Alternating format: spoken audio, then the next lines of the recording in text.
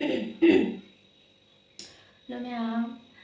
ngasidi ma'am da ai ngasi video se ko te ke mun na te ba ngasi se ai jan bi birthday le ma ko ando ma gi birthday se na kha chaw na to gi na khan mane ba ando chaw na to gi to ba se chaw na to ba di ngam dre ha ba di ko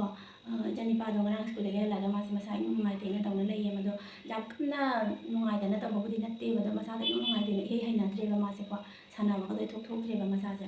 ꯑꯗꯨꯗꯨꯅ ꯃꯁꯥ ꯅꯨꯡꯉꯥꯏꯇꯗꯅ ꯂꯩꯕꯗꯨꯅꯀꯣ ꯑꯩꯈꯣꯏꯒꯤ ꯑꯩꯅ ꯆꯥꯎꯅ ꯀꯩꯅꯣ ꯇꯧꯅ ꯇꯧꯕꯗ ꯇꯧꯅꯤꯡꯗꯦꯕ ꯑꯩꯁꯨ ꯃꯥꯅ ꯃꯁꯥꯗ ꯅꯨꯡꯉꯥꯏꯇꯗꯅ ꯂꯩꯕꯗꯨꯅꯀꯣ ꯑꯗꯨꯗꯨꯅ ꯑꯩ ꯆꯥꯎꯅꯗꯤ ꯇꯧꯔꯔꯣꯏꯒꯦ ꯑꯗꯣ ꯆꯥꯎꯅ ꯇꯧꯗꯕ ꯍꯥꯏꯁꯦ ꯑꯗꯨꯝ ꯈꯔꯗꯤ ꯄꯤꯛꯇꯛꯅ ꯁꯨꯝ ꯇꯧꯕꯤꯒꯦꯅꯗꯤ ꯈꯜꯂꯦꯕ ꯑꯩꯈꯣꯏꯒꯤ ꯂꯥꯏꯗꯁꯨ ꯑꯗꯨꯝ ꯍꯩꯔꯨꯛ ꯈꯔ ꯀꯠꯂꯨꯔꯒꯦ ꯑꯗꯒꯤ ꯌꯨꯝꯂꯥꯏꯗꯁꯨ ꯍꯩꯔꯨꯛ ꯈꯔ ꯀꯠꯂꯅꯤ ꯕꯥꯃꯣꯟ ꯂꯥꯏꯗꯁꯨ ꯈꯤ ꯈꯔ ꯀꯠꯀꯦꯅ ꯇꯧꯔꯦꯀꯣ ꯑꯗꯨꯗꯨꯒ ꯍꯣꯔꯦꯟ ꯇꯟꯒ ꯍꯧꯅ ꯈꯣꯠꯅ ꯀꯩꯀꯩ ꯈꯔꯗꯤ ꯇꯧꯔꯅꯦꯕ ꯑꯗꯣ ꯃꯌꯥꯝ ꯀꯃꯥꯏ ꯇꯧꯕ ꯍꯥꯏꯕꯗꯣ ꯍꯣꯔꯦꯟ ꯑꯗꯨꯝ ꯌꯦꯡꯃꯤꯟꯅꯔꯁꯤ ꯃꯌꯥꯝꯁꯨꯀꯣ ꯑꯩꯅ ꯑꯉꯝꯕꯉꯩ ꯑꯗꯨꯝ ꯍꯥꯞꯆꯔꯛꯀꯦꯕ ꯚꯤꯗꯤꯑꯣꯗꯨꯀꯣ ꯃꯌꯥꯝ ꯑꯗꯨ ꯐꯔꯦ ꯑꯍꯥꯟꯕꯗ ꯃꯌꯥꯝꯅ ꯑꯩꯒꯤ ꯚꯤꯗꯤꯑꯣꯁꯤ ꯂꯥꯏꯛ ꯇꯧꯕ ꯁꯕꯁꯀ꯭ꯔꯥꯏꯕ ꯇꯧꯕ ꯀꯧꯕꯤꯔꯝꯒꯅꯨ ꯃꯌꯥꯝꯅ ꯅꯨꯡꯁꯤꯔꯒꯗꯤ ꯁꯤꯌꯔꯁꯨ ꯑꯗꯨꯝ ꯇꯧꯕꯤꯔꯝꯃꯨꯀꯣ ꯑꯗꯨ ꯐꯔꯦ ꯑꯩꯒꯤ ꯚꯤꯗꯤꯑꯣꯁꯤ ꯃꯈꯥ ꯇꯥꯅ ꯌꯦꯡꯃꯤꯟꯅꯔꯁꯤ ꯃꯌꯥꯝꯁꯨ ꯃꯌꯥꯝ ꯑꯩ ꯍꯧꯖꯤꯛ ꯕꯥꯃꯣꯟꯗ ꯈꯤ ꯀꯠꯅꯕꯒꯤ ꯈꯤꯔꯒꯤ ꯄꯣꯠ ꯊꯤꯟꯒꯗꯕꯗꯣ ꯑꯗꯣ ꯊꯤꯟꯗꯣꯛꯎꯔꯦꯕ ꯍꯧꯖꯤꯛꯀꯣ ꯑꯗꯣ ꯊꯤꯟꯗꯣꯛꯑꯦ ꯍꯜꯂꯛꯑꯦ ꯑꯗꯣ ꯍꯧꯖꯤꯛ ꯌꯨꯝꯒꯤ ꯂꯥꯏꯗ ꯀꯠꯀꯗꯕ ꯀꯩꯅꯣꯗꯣ ꯑꯗꯨꯁꯨ ꯀꯠꯈ꯭ꯔꯦꯕꯀꯣ ꯑꯗꯣ ꯎꯍꯜꯂꯛꯀꯦ ꯑꯗꯨꯕꯨꯗꯤꯀꯣ ꯑꯩ ꯀꯠꯄ ꯀꯩꯅꯣꯗꯨꯕꯨꯗꯤ ꯅꯝꯍꯧꯗ꯭ꯔꯦꯕ ꯑꯩꯈꯣꯏꯅ ꯃꯤꯅꯤꯡꯉꯥꯏ ꯃꯤꯗꯣ ꯂꯩꯇꯕꯀꯣ ꯑꯗꯨꯗꯨꯅꯅꯦꯕ ꯉꯥꯛꯇꯪ ꯑꯩꯅ ꯂꯥꯏ ꯀꯠꯂꯤꯉꯩ ꯃꯇꯥꯡꯗꯀꯣ ꯑꯗꯣ ꯀꯠꯄ ꯂꯣꯏꯈ꯭ꯔꯦ ꯈꯤꯔ ꯀꯠꯅꯕꯒꯤ ꯈꯤꯔꯒꯤ ꯄꯣꯠꯁꯨ ꯊꯤꯜꯂꯨꯔꯦ ꯕꯥꯃꯣꯟꯗꯀꯣ ꯑꯗꯣ ꯑꯩ ꯍꯧꯖꯤꯛ ꯑꯉꯥꯡꯒꯤ ꯍꯣꯔꯦꯟ ꯁ꯭ꯀꯨꯜꯗꯀꯣ ꯃꯣꯏ ꯁ꯭ꯀꯨꯜꯗꯁꯨ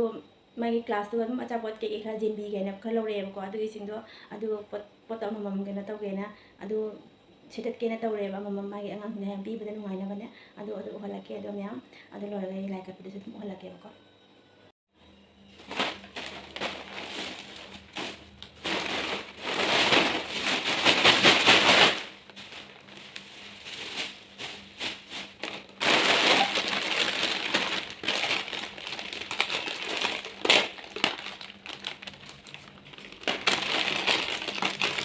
ꯁꯤꯁꯤꯅꯦ ꯑꯩꯅ ꯑꯉꯥꯡꯁꯤꯡꯗ ꯄꯣꯠꯁꯦ ꯑꯃꯃꯝ ꯌꯦꯜꯂꯒꯦ ꯁꯤ ꯑꯪꯀꯜ ꯆꯤꯞꯁ ꯑꯃꯒ ꯑꯗꯒꯤ ꯀꯦꯛ ꯑꯃꯒ ꯑꯃꯃꯝ ꯌꯦꯜꯂꯒ ꯇꯧꯕ ꯑꯉꯥꯡ ꯑꯃꯗꯅꯦ ꯑꯅꯤꯀꯣ ꯑꯗꯣ ꯁꯤꯁꯦ ꯑꯩꯅ ꯑꯃꯃꯝ ꯂꯧꯊꯣꯛꯑꯒ ꯍꯣꯔꯦꯟ ꯌꯦꯟꯕꯗ ꯃꯥꯅꯁꯨ ꯏꯆꯥꯅꯨꯄꯤ ꯍꯣꯔꯦꯟ ꯑꯃꯃꯝ ꯄꯤꯕꯗ ꯅꯨꯡꯉꯥꯏꯔꯦꯗꯅꯀꯣ ꯑꯗꯨꯗꯨꯅ ꯑꯩꯅ ꯁꯤ ꯑꯃꯃꯝ ꯁꯨꯃꯥꯏꯅ ꯂꯧꯊꯣꯛꯑꯒ ꯍꯥꯞꯆꯤꯟꯕꯤꯖꯒꯦꯕ ꯑꯩꯗꯤ ꯆꯠꯂꯔꯣꯏꯕꯀꯣ ꯃꯄꯥꯅ ꯊꯤꯟꯕ ꯆꯠꯄꯗ ꯃꯄꯥꯒ ꯃꯣꯏꯗ ꯆꯠꯂꯒ ꯑꯗꯨꯒ ꯑꯗꯨꯝ ꯃꯥ ꯌꯦꯜꯍꯟꯖꯔꯅꯦꯕ ꯑꯩ ꯆꯠꯄ ꯁꯪꯉꯔꯣꯏꯕ ꯊꯕꯛ ꯌꯥꯝ ꯂꯩꯌꯦꯕ ꯌꯨꯝꯗ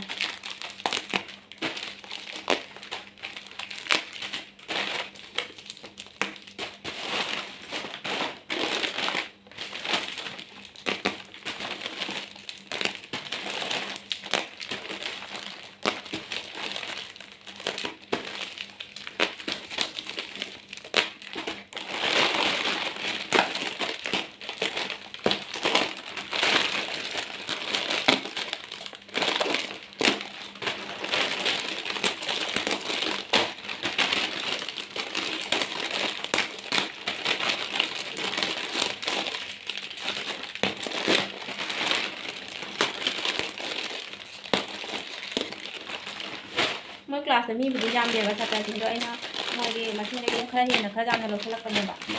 ꯑꯂꯦꯝꯕꯗꯨꯅ ꯃꯣꯏ ꯀ꯭ꯂꯥꯁ ꯅꯠꯇꯕ ꯑꯄꯤꯛꯄ ꯑꯉꯥꯡꯁꯤꯡꯗꯁꯨ ꯃꯁꯤꯗ ꯁꯨꯝ ꯈꯔ ꯑꯍꯦꯟꯕ ꯌꯦꯟꯖꯔꯅꯤ ꯑꯗꯨꯅ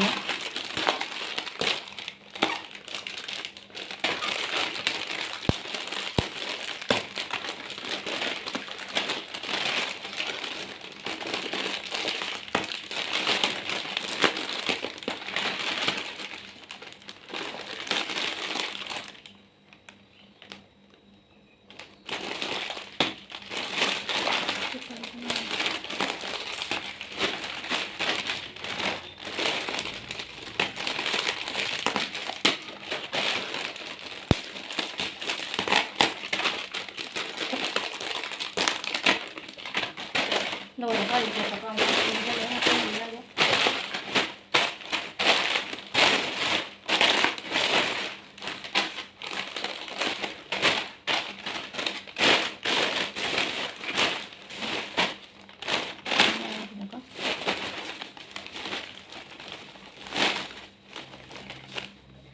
ꯂꯣꯏꯔꯦ ꯃꯌꯥꯝ ꯆꯠꯄ ꯍꯧꯖꯤꯛ ꯂꯥꯏꯗ ꯊꯥꯕꯒꯤ ꯂꯥꯏꯗ ꯀꯠꯄ ꯀꯩꯅꯣꯗꯣ ꯑꯗꯨꯝ ꯎꯍꯜꯂꯛꯑꯒꯦꯀꯣ ꯃꯌꯥꯝꯗ ꯁꯤꯅ ꯑꯩꯅ ꯌꯨꯝꯂꯥꯏꯗ ꯍꯩꯔꯨꯛ ꯈꯔ ꯀꯠꯂꯤ ꯍꯥꯏꯕꯗꯣ ꯑꯗꯨꯅꯤꯀꯣ ꯌꯨꯝꯂꯥꯏꯗ ꯀꯠꯄ ꯍꯩꯔꯨꯛ ꯀꯠꯄꯗꯨꯅꯤ ꯁꯤꯅ ꯕꯥꯔꯗꯦꯒꯤ ꯗꯦꯀꯣꯔꯦꯁꯟ ꯍꯧꯔꯦ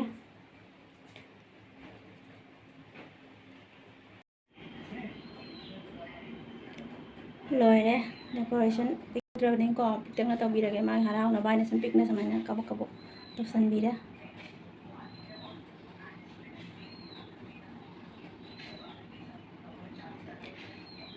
ꯕꯂꯣꯟꯁꯤꯁꯨ ꯈꯔ ꯀꯥꯏꯈ꯭ꯔꯦ ꯂꯣꯏꯔꯛꯄꯗ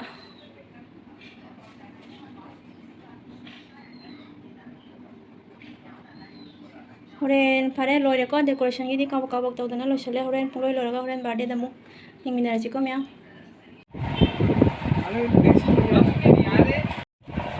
ꯀꯦꯛ ꯂꯧꯕ ꯂꯥꯛꯏꯅꯦ ꯃꯌꯥꯝ ꯑꯩ ꯍꯧꯖꯤꯛ ꯀꯦꯛ ꯂꯧꯔꯒ ꯑꯃꯨꯛ ꯍꯟꯗꯣꯏꯅꯤꯀꯣ ꯑꯩ ꯇꯧꯕꯅ ꯊꯕꯛ ꯂꯣꯏꯁꯤꯜꯂꯝꯕꯅꯤꯅ ꯀꯦꯛꯁꯦ ꯑꯃꯨꯛ ꯂꯧꯒꯦꯅ ꯂꯥꯛꯏꯅꯦꯕ ꯂꯧꯕꯤꯅꯤꯡꯉꯥꯏ ꯃꯤꯁꯦ ꯂꯩꯇꯕ ꯌꯨꯝꯗ ꯑꯗꯨꯗꯨꯅ ꯑꯩ ꯀꯦꯛ ꯍꯥꯟꯅ ꯂꯧꯊꯣꯛꯎꯔꯒꯦ ꯃꯌꯥꯝ ꯀꯦꯛ ꯂꯧꯔꯨꯅ ꯍꯜꯂꯛꯑꯦ ꯌꯨꯝ ꯌꯧꯔꯛꯑꯦ ꯀꯥꯏꯗꯅ ꯊꯝꯗꯣꯏꯁꯤꯕꯣ ꯉꯥꯛꯇꯪ ꯁ꯭ꯋꯥꯏ ꯊꯝꯃꯒꯦ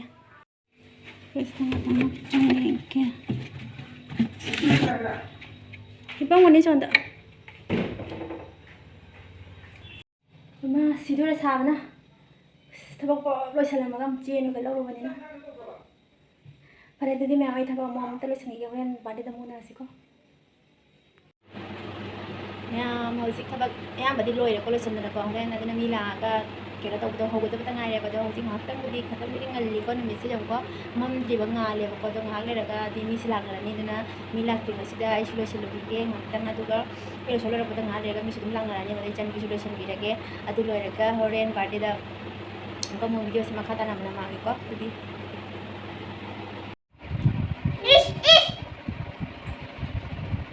ꯃꯌꯥꯝ ꯑꯩ ꯍꯧꯖꯤꯛ ꯂꯣꯏꯁꯤꯟꯕ ꯂꯣꯏꯔꯦ ꯌꯥꯝ ꯂꯣꯏꯁꯤꯟꯗ꯭ꯔꯒ ꯁꯥꯕꯁꯤꯗ ꯁꯨꯝ ꯏꯆꯝ ꯆꯝꯅ ꯁꯨꯝ ꯔꯦꯗꯤ ꯑꯣꯏꯔꯦꯀꯣ ꯁꯨꯃꯥꯏꯅ ꯁꯨꯝ ꯑꯆꯝꯕ ꯐꯤꯒꯀꯣ ꯂꯣꯏꯔꯦ ꯃꯌꯥꯝ ꯃꯤꯁꯨ ꯂꯥꯛꯅꯕ ꯍꯧꯔꯦ ꯍꯧꯖꯤꯛ ꯃꯌꯥꯝ ꯍꯧꯒꯠꯂꯛꯑꯒꯦ ꯃꯊꯪꯒꯤ ꯚꯤꯗꯤꯑꯣ ꯀꯃꯥꯏ ꯀꯃꯥꯏꯅ ꯇꯧꯕ video ꯍꯧꯒꯠꯂꯛꯑꯒꯦꯀꯣ ꯍꯧꯖꯤꯛꯀꯣ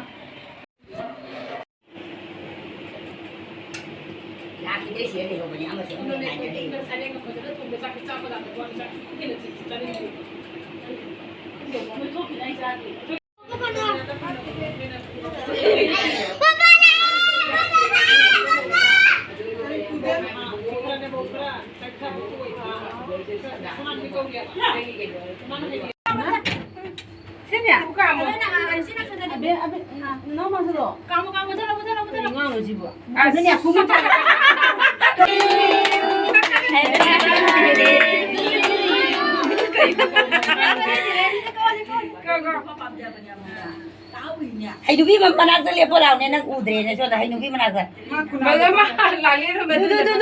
Haidubi manakta le. Haidubi manakta sonda. Patro pakiram mani.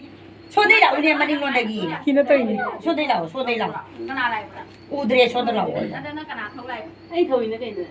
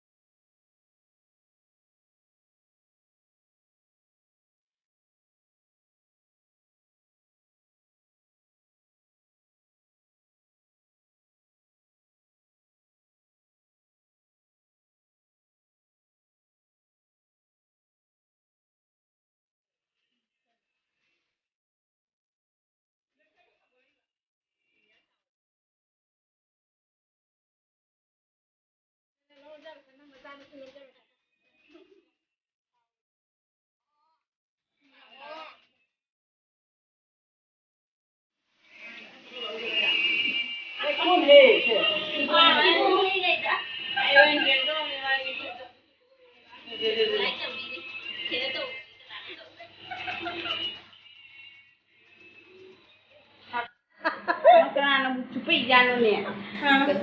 ꯑꯩꯅ ꯀꯩꯅꯣ ꯁꯪꯒꯥꯔ ꯀꯩꯗꯥꯎꯗꯤ ꯅꯪ ꯈꯣꯠꯇꯣ ꯃꯈꯨꯠꯁꯦ ꯀꯟꯅ ꯅꯝꯁꯤꯜꯂꯤꯕ ꯈꯛꯇꯪ ꯋꯥꯟꯊꯥꯉꯩ ꯀꯞꯈꯤꯕ ꯏ ꯀꯞꯈꯤꯕ ꯑꯩꯁꯦ ꯈꯟꯇꯪ ꯉꯜꯂꯤꯅꯦ ꯅꯪꯅ ꯂꯣꯏꯔꯤꯅꯦ 하위 그 정서 잘 되고. 하위 하위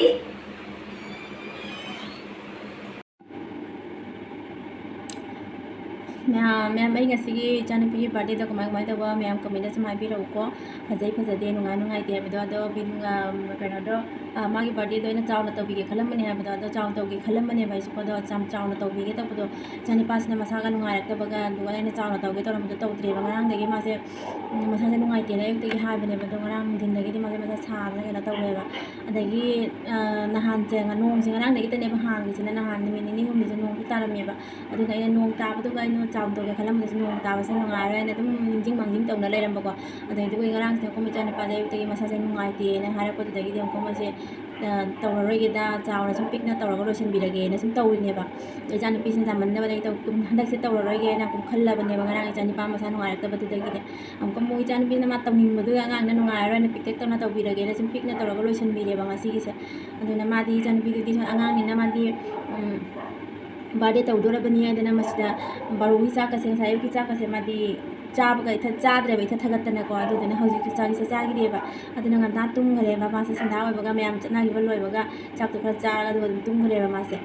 दो हजि इचानुपासे हिपखरे मसासे नुंगाइत्रेबा ngasa बर्थडे तौबगदा मामदा थोक्तेबा यावदेबा माक्सेको अदुना हजि थबकसिंग लोइ लोइसले हजिकि बर्थडे सु लोइनारमी तना खना लोइर मतुंगदा अखोइना थबा चाहेबा मैम लोइसनना चक चाना खना मैम तुमनाग्रेबदो अइसो हजि तुमगेना संगे अदो इरुगा थोखना अइदि तुमले खुदिंगी इरु थोइनगो अदो इरु थोखरोना लोइना हजि चंगे तुमगेना दो अइ ngasiगी वीडियो से इसाले तुम लोइसलगे मैम दो मैम नगी वीडियो से फजे फजे नुंगाय नुंगाइते हाबदो सम हाबिरो